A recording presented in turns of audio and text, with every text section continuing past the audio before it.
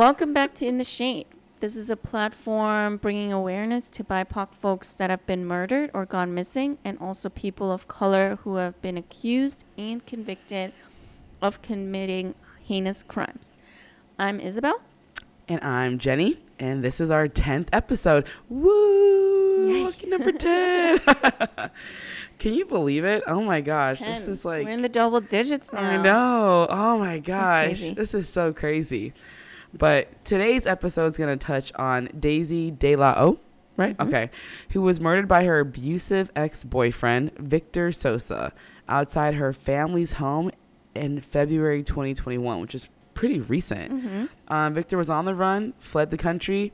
Her friends utilized the help of social media, aka TikTok and Instagram, and they rallied around a TikTok sleuths, TikTok gang, and were able to locate him in Mexico. He was arrested and returned to LA to face charges. Bye-bye. All right, so maybe we can start the episode kind of giving you all a little bit of an overview about who Daisy is. Daisy was a 19-year-old living with her family in Compton, California.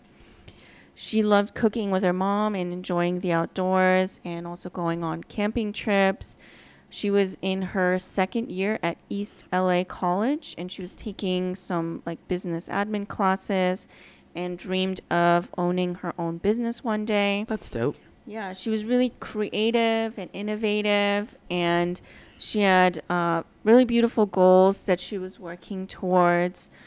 She really wanted to have her own business and become a tattoo and makeup artist. Oh, okay. And open up her own beauty shop. Yeah, she was really a creative person. And then she met Victor Sosa. Oh, gosh, Victor Sosa. Sosa. Okay, should we chat a little about the couple themselves and kind of how they met and what age it was? Anyways, so Daisy and Victor met on a dating app. Okay, we're familiar with talking to you guys about dating apps. Okay, numbers aren't always that great, but she was 15 and he was 21. That is fucking disgusting. Yeah. Also, now that you're saying that, I didn't realize that you could be that young on a dating app. I didn't know you could be that young on a dating app. Do you have to be 18? Dude, I feel like you would have to, right? Yeah. Because I guess what's the age limit? I mean, that's just super creepy. Yeah. Maybe she entered the wrong age. She made herself kind of older. What we used to do when we were younger on Facebook and stuff. Yeah. You said, shut up. Okay, wait, hold on. Okay. So there's a Tinder for teens. However, there are some risk of using the app that parents should be aware of. There is an age restriction on Tinder. Yes, like most other social networks and apps, users must be at least 13 years old. Ew. So most dating apps, you have to be 18. So I wonder if maybe she just put in the wrong age, right? Maybe. Or maybe they met on Tinder. Tinder for teens. Oh, God. Gross. That shit is, that's nasty. Who goes seeking a 15-year-old child? I don't know. Oh, my God. That's just creepy. Yeah. Anyways, they had a tumultuous relationship. It was heinous from the get-go. Daisy's mom would notice, bruises on her. Daisy would deny any allegations made, of course, by her mom. Oh, no, I fell or, stuff like that people that are in an abusive relationship say. He didn't mean it. Exactly. It was an accident. I upset him, things like that. But her brother Nathan had actually witnessed their violence in their relationship. So for example, one time Victor tried to strangle Daisy in the apartment and Nathan intervened. What the fuck? Yeah. What the actual fuck? Can you imagine if you saw your sister and her significant other get into it physically? I know if I for my sister, I'm ready to fight. What's up? Let me pull up. I'm ready to go. And let me get the knives. Yeah, let me get the knives. Girl, where you want to hide the body at? Okay, I'm ready. We ain't going to do that to my sister. I know. So that's just crazy. But then and then another time it was in their shared bedroom because Nathan and Daisy shared a bedroom. They also shared like a bunk bed, of course, right? Like, which, makes sense. Yeah. Nathan was on the bottom bunk, and, Daisy was on the top, with her man, like, who's fucking crazy. And they got into an altercation, and he legit tried to attack her. Like, as they're on the top bunk and the brother's on the bottom, just like the brother didn't exist. Weird, right? Like, yeah. Not only are you in the same room, you're on the same bunk bed. Like, this Victor has like no sense of like anything, like how to act in front of like family members or like people you should try to like be impressing. Yeah, he just like doesn't care. And then of course, like, Nathan, like her brother, intervened that situation as well. I just think the shit's crazy that like you try to fight somebody in on a room, wobbly ass bunk bed. Like, and you're a grown ass man. Why don't you like?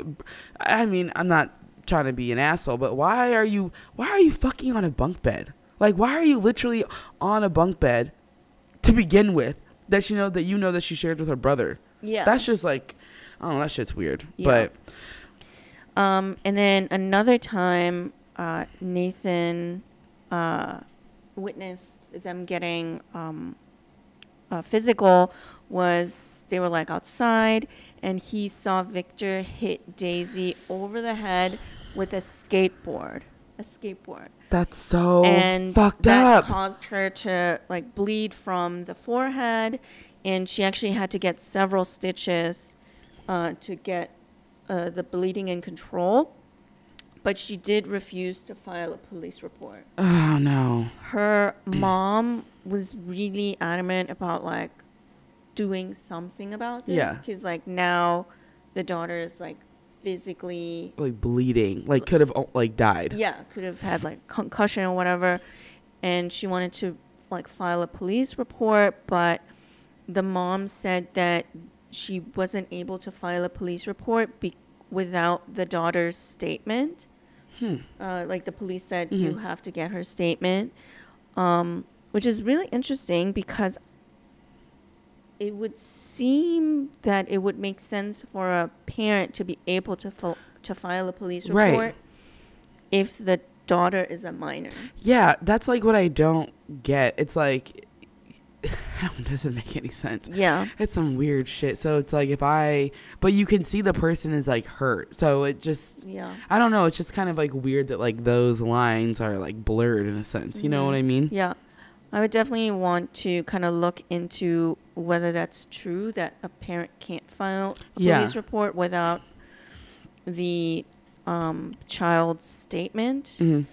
Or it's the police just being like, oh, it's these like two people of color dating and they're, obviously having trouble in their relationship and they're physical anyways. Yeah, okay. I see what you're saying. It's, oh God, but it's just so fucked up. It's just like so crazy that like, I cannot believe that. So then I wonder what they do with like rape. I mean, because technically, even if it was consensual, he's still having sex with a minor, which is like. That's also rape. Which is also like rape. I mean. Wouldn't a parent be able to. Yeah. File a complaint or something? Can't you do something? But whatever, you know. Regardless of whether she was able to or not, the mom decided, I want this recorded somewhere. So then she filed a complaint with the high school that Daisy was attending. And the high school took a statement from Nathan, the brother.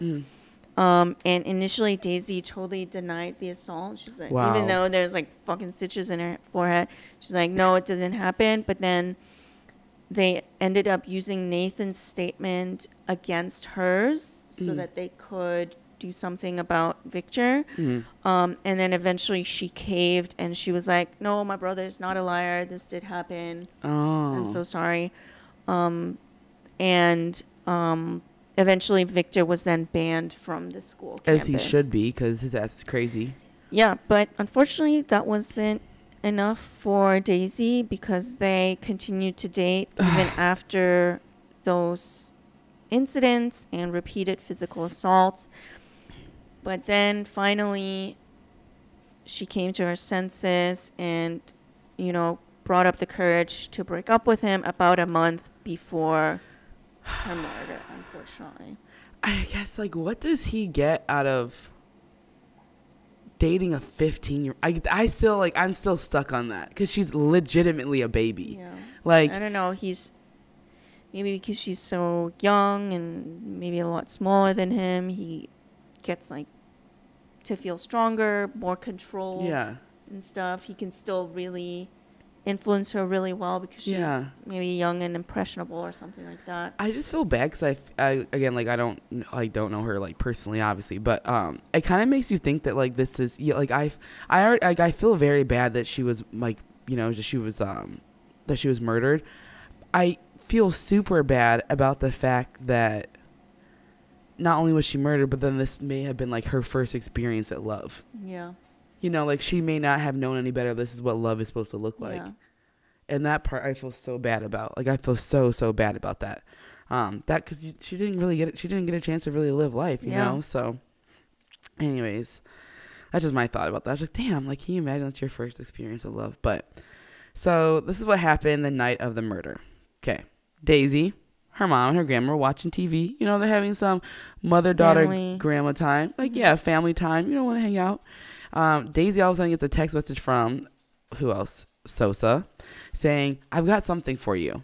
You know, like, if someone texts you that, like, someone that you're, like, dating, you're going to think, like, oh, like, or even that, like when they, like, broke up for that, like, brief period of time, you're going to be like, oh, they want to, like, wine and dine me, like, maybe it's some flowers or something to apologize. Or maybe they want to, like, beg you to go back to them. Exactly. You want to be like, no, exactly. Like, you just, you know, like, you're curious. Yeah, you're just curious.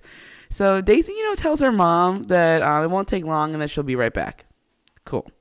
So the grandpa noticed, like, someone peeking through the window, and not shocking, but it was Victor. He was peeking in through a window, like, into their apartment just before Daisy left to meet him outside. Creepy. So creepy. Like, so creepy. Crazy thing is, a 13-year-old boy said that he saw them together, like, the night of Daisy's murder. And he said that you just saw Daisy on the ground, motionless, and that Victor was walking around her body. A 13-year-old kid? Yeah. That is, like, some... Terrifying. Talk about, like, this kid has to go through the rest of his life trying to, like, hopefully in therapy, because of somebody, like, that trauma he has to experience because of somebody else's wrongdoing. Yeah. That part is, like, I don't know, that part is just, like, really, really fucked up to me. But Daisy's mom went to bed, and when she didn't see Daisy in her bed, she figured that she had reconciled with Victor. Because, you know, like, that's the pattern that they created over this, like, this time period. Yeah. She was, like, not happy about it, but, you know, she got it. She got it, and she's like, I can't, because we were talking about this, like, it's almost like you don't want to push, you don't want to be, like, super strict with your child and telling them no, because, like, if you tell somebody no, they're going to want to do it anyway. They're going to just gravitate towards what you're telling them to stay away from. So it's kind of like you're damned if you do and you're damned if you don't. You feel me? So that part was like, I get where she's coming from, but what she didn't know was that Daisy was stabbed to death and wrapped in a roll of carpet just outside the apartment complex with a bloody kitchen knife next to her lifeless body. Dang. I have a couple thoughts about this. First of all, this is how you can tell this guy was a dumbass. This guy who legitimately leaves a knife next to his girlfriend's dead body. How stupid could you be? Yeah. Obviously, it's going to have his DNA on it. It's obviously going to have your DNA on it. Unless he used, like, gloves or something. And you know he's not smart enough to do that. Like, you know what I mean? Like, so that part was, like, kind of crazy. Like, what the fuck? And then she had a lot of blood on her face and a big cut, 4 to 6 inches in her neck below the chin. He just, like, sliced her throat. All because, ice cold. Like, this guy's fucking insane. Then the next day, February 23rd of 21, the property manager complex found her body covered by a roll of carpet, as we stated before. Oh, God. And Daisy's mom received a phone call from the detective Ray Lugo asking if she knew where Daisy was. And, you know, I thought, like, if I was her, I would just assume that she, again, like she said before, she reconciled with Victor. Mm-hmm. She was just like, you know, they're back together and stuff. And then the detective saying that they can't get a hold of her boyfriend. So you already think that your daughter's with this crazy guy, and then on top of that, like, the police can't get a hold of him. Yeah. This is just, like, not gonna end well at all. Yeah. And the mom assumed that he did something to her. I mean, we're not surprised by that, but didn't think that it would go as far as, like, he would take her life, because why would you think that? Yeah. Why would anybody take it that far? Exactly. And when when the mom arrived at the apartment complex, she saw that it had been taped off, and the police tape, and she just kept saying, "Where is my baby?" I cannot even imagine, like, yeah. I can't imagine that Heartbreaking feeling that she must have felt. Yeah, and it honestly just keeps getting, like, the story keeps getting crazier from this. So after she arrived, the detective Ray Lugo, who you mentioned, who called her initially, he's with the LA County Sheriff's Department, and he promised the mom that they would catch Victor. And then she responded, bullshit, like, she's a Mexican-American girl, who's going to care about her? Right. And honestly, she's absolutely right. Like, she wasn't wrong. This story also hardly made it into the news. Like, nobody really heard about it until actually early this year, when it, like, started getting a little bit media attention. Yeah. But obviously a little too late. And then, the mom probably, they live in Compton. So it's a very, like, dangerous area. And there's a lot of crime there. It's the hood. Yeah. Yeah. In 2015, the LA Daily News actually named Compton the unsolved homicides capital of LA County. Oh, that's so sad. Because nearly 2 out of 3 killers get away with murder. And then on top of that, we all know about the whole, like, missing white woman syndrome. We talked about that in our previous episode, and how people of color only get a fraction of the media attention that white victims get. So yeah, that's probably what the mom is referencing. Like, we already talked about how like, the number of missing Latino women is kind of just, like, lumped into the missing number of white women, which is totally diluting that data point. Yeah. That, like, is totally diluting the data for sure. So the mom is just like, bullshit, like, this shit's not gonna get solved. Like, you're not gonna find him. This is just gonna, get swooped under the rug, and we're just gonna be left with, like, this gap in our hearts.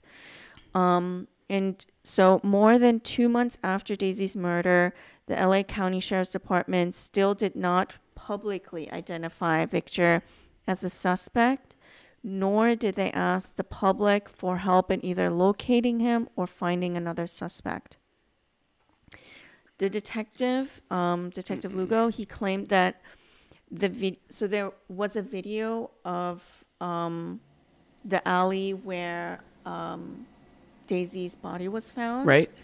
And you can kind of see, like, a shape in the corner of it. And Detective Lugo claimed that the video wasn't clear enough in identifying Victor Sosa, as the person dragging what the prosecutors are claiming to be Daisy. And so because the video was, like, not clear enough, they said they couldn't officially name him the murderer. But, like, we know. And then the detective also blamed the community for not cooperating with the police, because the people in the neighborhood are not coming forward with witness statements and things that they've seen. But how can you blame them? Yeah, how can you blame them? Yeah. Like, they're obviously not working hard enough to do their job, so why should the public help them? Like, the relationship of the Compton community and the police department is so troubled already that the fact that he's also like blaming the community does not help foster an improvement in that relationship either. Like, if you're just gonna blame the people for not being good neighbors, for not coming forward with information, that's not a way to like earn their trust, that you're gonna help them find the people who are committing crimes against them. Right, exactly. Like, that's like, not...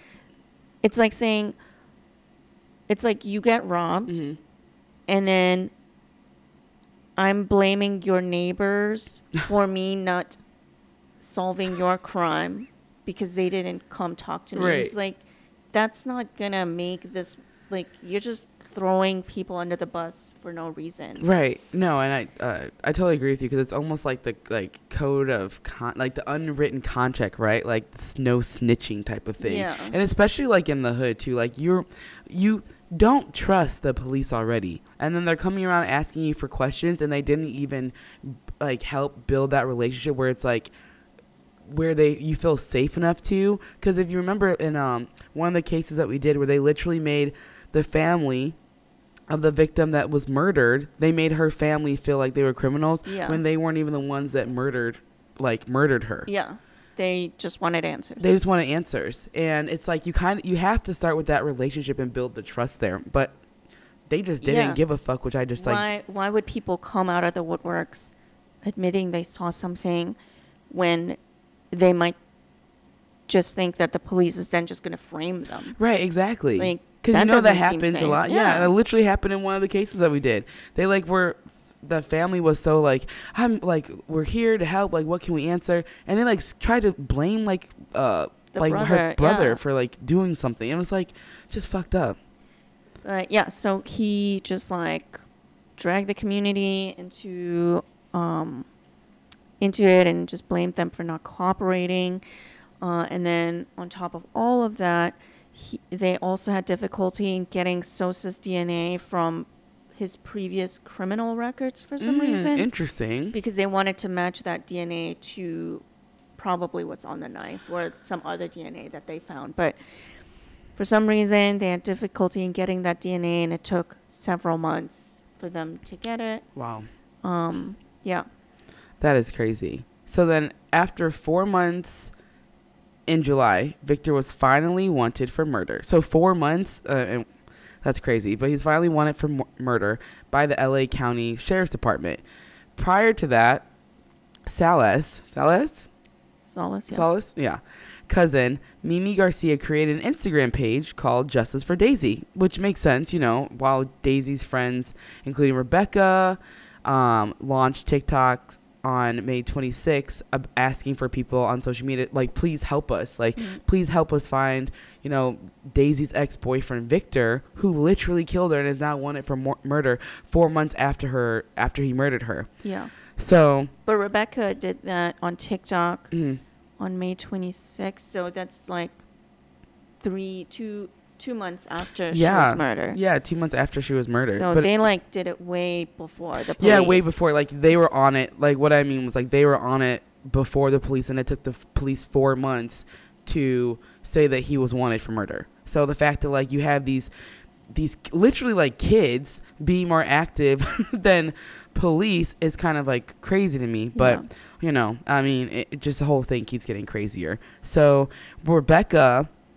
while she was, making the TikTok and stuff, she got over 10,000 likes and comments for the Justice for Daisy hashtag, and that's over 8 million views on TikTok, which I'm like, that's pretty impressive for like somebody so young, that's awesome.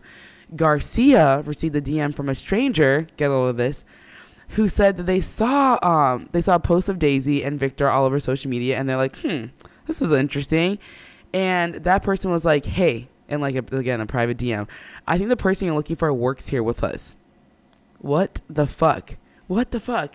So it was a video of Victor Sosa with bleached hair, trying to hide his identity, drinking and smoking a cigarette, living his best life at a popular tourist bar called Papa's and Beer in Rosarito, Mexico, which is a coastal resort town popular with American tourists.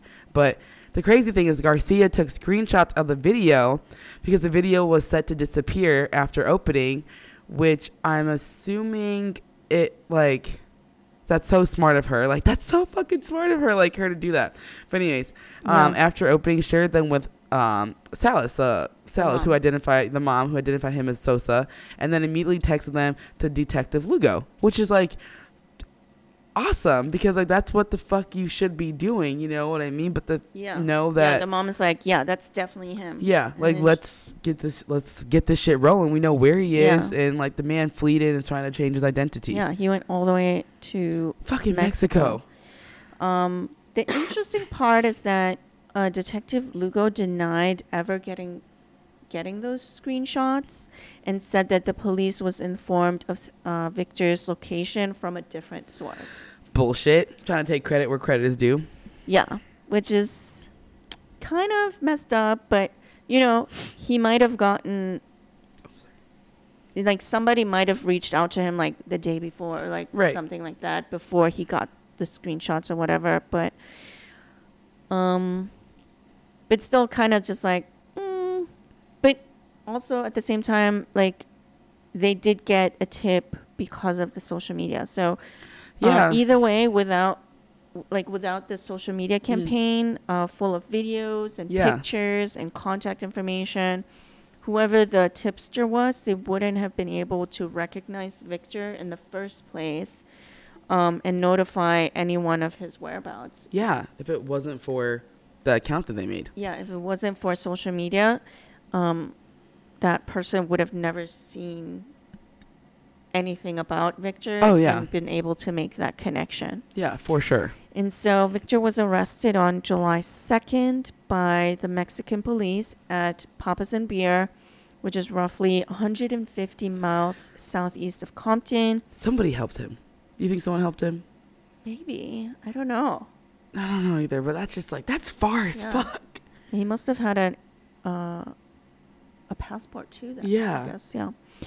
But they said that he'd been working there for several weeks.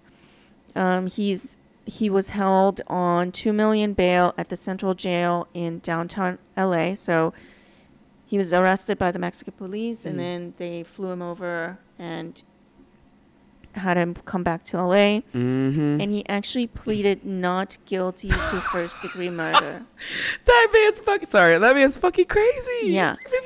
People are legitimate. Sorry, not to cut you off. People are legit, like, crazy. Like, I don't mean this, but I mean, like, I don't know. Yeah, he's really counting on that video being too blurry.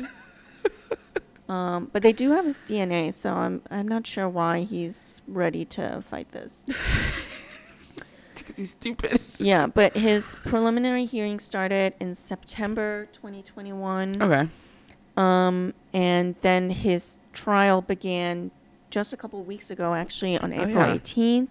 And he was successfully convicted of first-degree murder on May 4th. So just a couple weeks ago. And also just a little over a year after her death. Wow.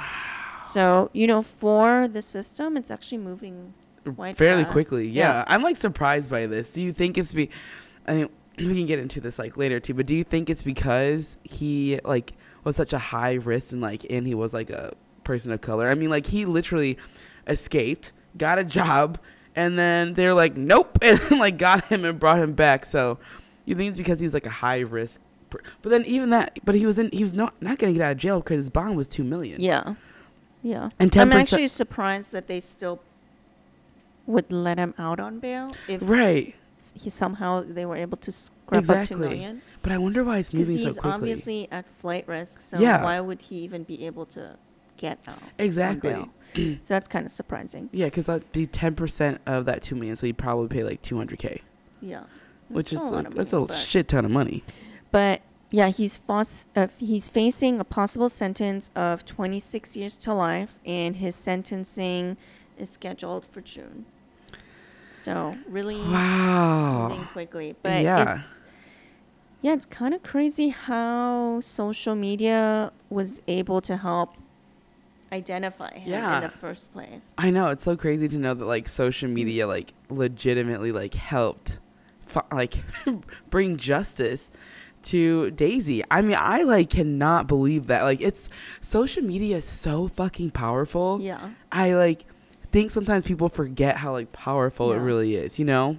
But it's just like it's more than just cute dog videos. Exactly. I know.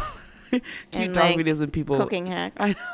I know, like adulting hacks and life hacks. It's kind of like, remarkable. But you know what I found to be interesting though? Like during his preliminary hearing, his mom actually testified against him.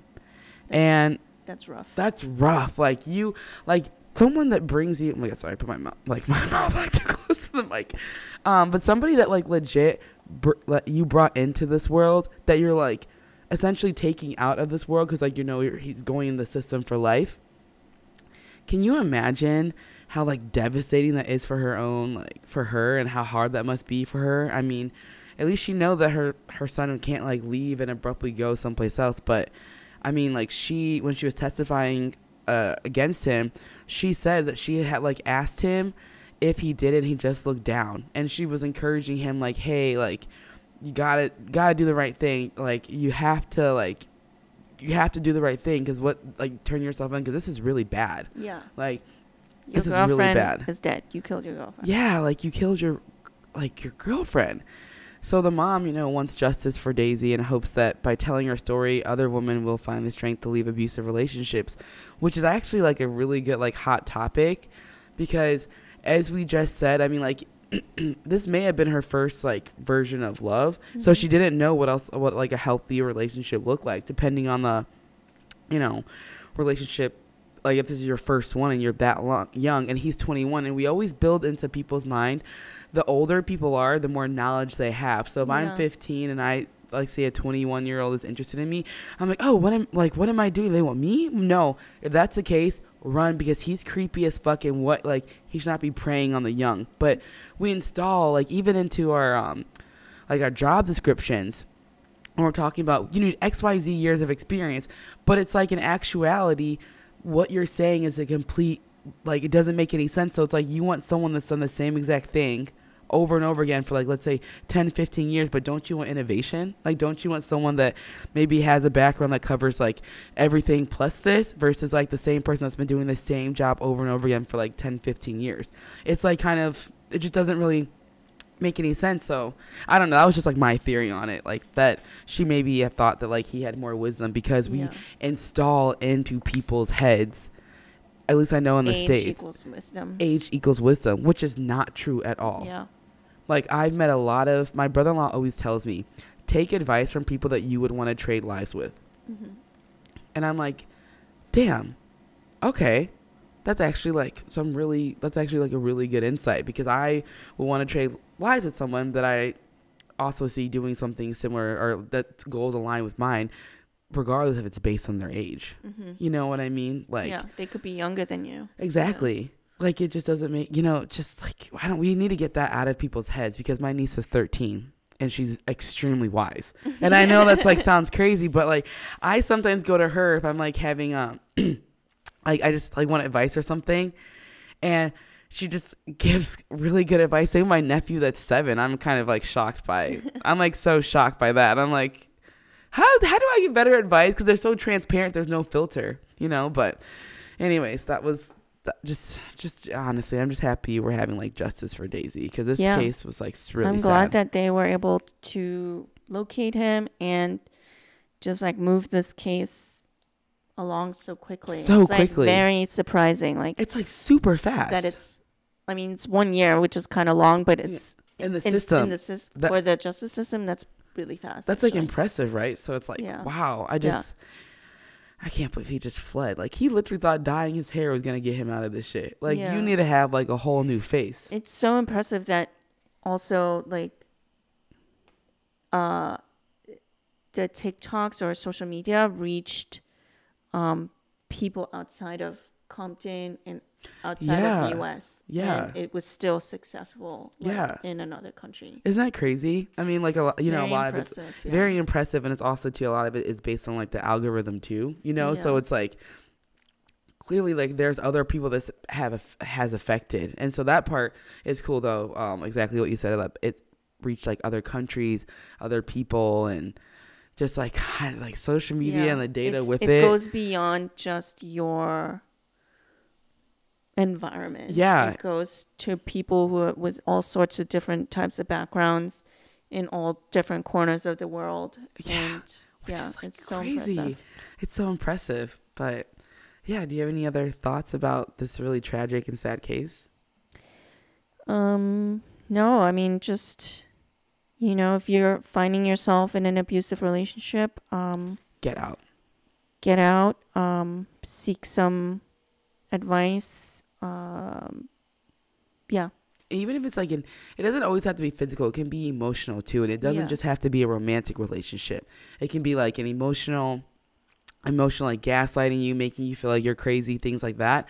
I mean, get out, because if like you're manipulated to think that what this person is saying is accurate, but in actuality they're just literally gaslighting the shit out of you. So definitely get out of that situation, because that's a form of emotional abuse where you feel like you have to keep going back in the cycle and there's nothing you can do. But there's there's a way out. It's just like you're so conditioned and accustomed to this, because it happens a lot actually with like parents relationships too. A lot of parents will like gaslight their children, and again thinking I'll never tell a lie to you, and then you find out that like you've been lied to your entire life, and you start questioning reality. But that's a form of abuse too, like just to give that as an example. But even like friendships can be abusive.